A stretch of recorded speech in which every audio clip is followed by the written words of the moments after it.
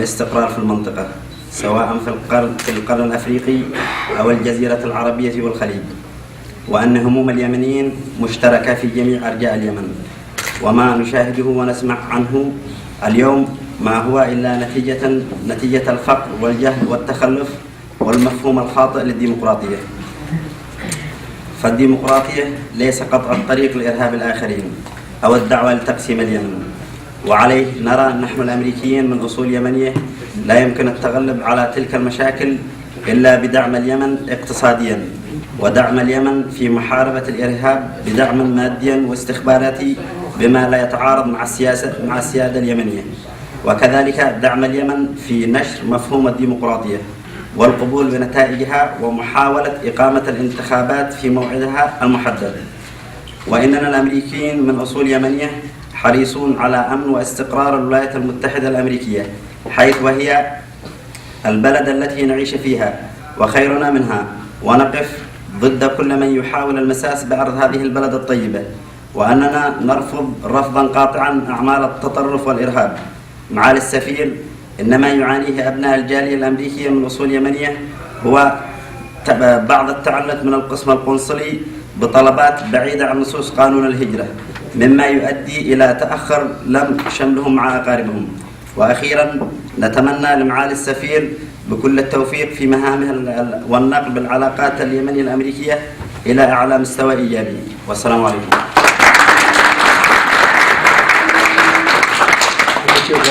And to the legitimate grievances and the concerns of the people in the South, and we do recognize that there are issues there. Nevertheless, our position is very clear, and that is that we support the unity of Yemen, and that we believe that the solutions to Yemen's issues have to be within the context of a unified Yemen. So.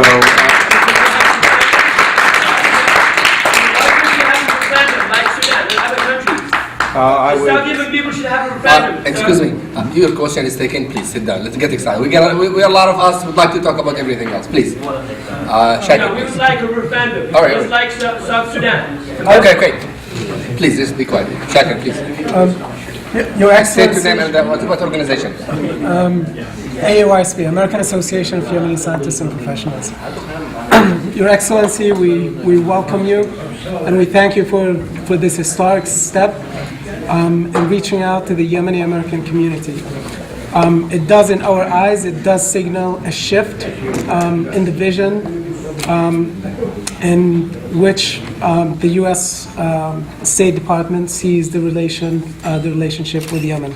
I want to go back to the question that was raised by Dr. Nasser Zawiya and by what you said about the role of Yemeni Americans. The role that you spoke of has actually been the traditional role that we've always played. As Yemeni Americans, and Americans of Yemeni heritage, whenever we were in Yemen or whenever we visited Yemen, we were the advocates and the defenders of U.S. policies, even when we disagreed with them. But we always felt that we had to do that out of allegiance to this country. We also, as individuals and as part of the organization, we've taken initiative in doing some of the things that you had mentioned. So we've invited Yemeni scholars to come to the U.S. and we've taken them on college tours. We've engaged them in conferences in the U.S. We've sent thousands of dollars, books, to Yemen to basically become a catalyst in building bridges and improving relationships at a time when the U.S. was not paying attention or when Yemen was not on the map. My question is, what has changed, or what will the U.S. State Department or the U.S. government put in place to activate these initiatives? Meaning, how do we go? What would be the next step? Is there funding? Is there support to pursue this? And I just have one additional question about the funding. The U.S. government has allocated $130 million for development. Will Yemen see the size of projects that that is similar to the Taiz water sewer project, which was initiated in the 60s, or will it continue to be small projects that basically do not have the impact on the Yemeni people for U.S. relations? Okay. Those are both good questions. On the first point, and I'll be very direct here. The budget that the United States has right now, that my embassy has right now for public diplomacy, for these kinds of outreach programs, is very small. But I would say that in talking to the people who make these decisions and who write the budgets, there is an understanding that we need to do much more.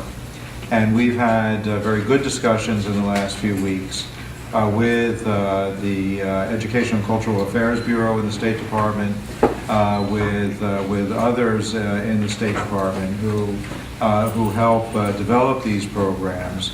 They understand that we need to do much more than we have done in the past in terms of these exchange programs and other kinds of programs, scholarships, and other kinds of things that we can do to build up this relationship. And so my expectation, frankly, is that we're going to see much more funding for these kinds of programs going into the future.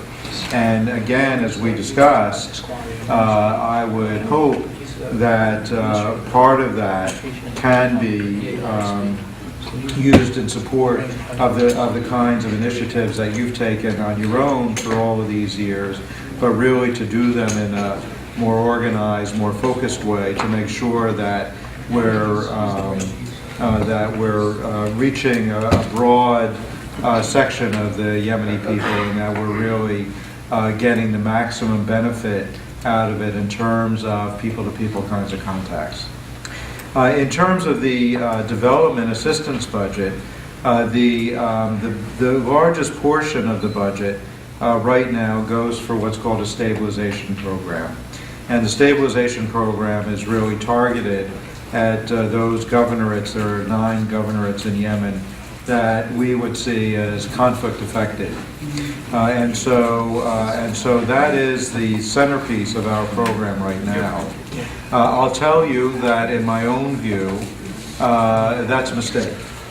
And that, as I think we said early on, the fact is that the issues that are of concern to the people in those 9 governorates are of concern to all Yemenis, and that everybody is suffering from the same issues of poverty, of unemployment, of health and educational issues, and that really, as we develop our program and move forward, we need to have a whole of Yemen strategy and not just a targeted strategy on particular areas.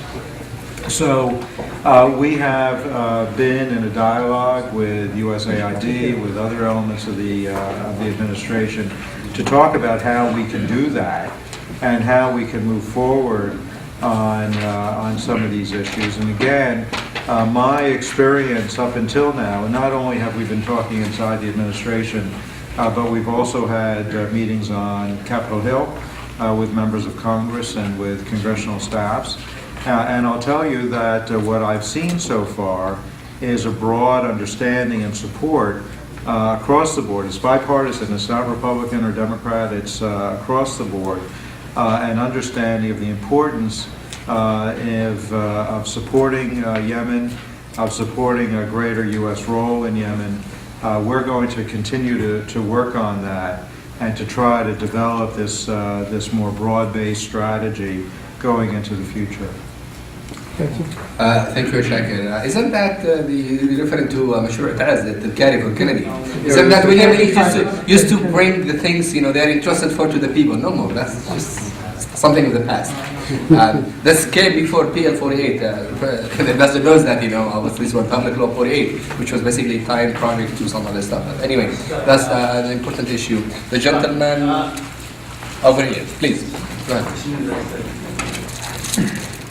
نحن أنا بالنسبة لي كمواطن أمريكي من أصول يمنية أدعم سياسة الولايات المتحدة الأمريكية تعمل اليمن في مكافحة الإرهاب، وكذلك يعني في الدعم اقتصاديا واجتماعيا وثقافيا. السؤال بشطرين. السؤال الأول يعني الشطر الأول يقول في حال يعني بالنسبة حال رفضت المعارضة، يعني نعرف أنه الآن في حوار ما بين الحكومة اليمنية والمعارضة اليمنية، في حالة ترفض المعارضة الدخول في انتخابات قبل الموعد المحدد، يعني بعد هذا يجي الموعد الانتخابات في 27 ابريل، تكون الحالة اليمن في فراغ دستوري. هل الولايات المتحدة الأمريكية ستقف مع إجراء الانتخابات في وقتها في حينها ودون يعني تأجيلها مرة أخرى، أو يعني ستكون مع هذا الشيء؟ الجهة الثانية هو أن نقول إنه الوحدة اليمنية إرادة شعب، لم تكن اتفاقية ما بين جهة وفئة أو كذا وكذا. الشعب اليمني موحد عبر التاريخ، والدولة الإنشطارية أنا مدرس تاريخ، الدولة الإنشطارية أو المشطرة في اليمن هي 27 سنة فقط لا غير. أيام الحكم الاشتراكي المركزي البائد اللي هو كانت في الستينات والسبعينات، ولم تكن هناك دولتان يمنية شمالية وجنوبية، فاليمن هي يمن واحد. أنا أرى إنه أنا أطالب دولتي أطالب بلادي اللي هي الولايات المتحدة الأمريكية أن توقف بحزم. أنا أطالب دولتي الولايات المتحدة الأمريكية أن توقف بحزم ضد الجماعات اللي هي في تفتيت الشعوب، لأنه قد يأتي إلينا فئة معينة.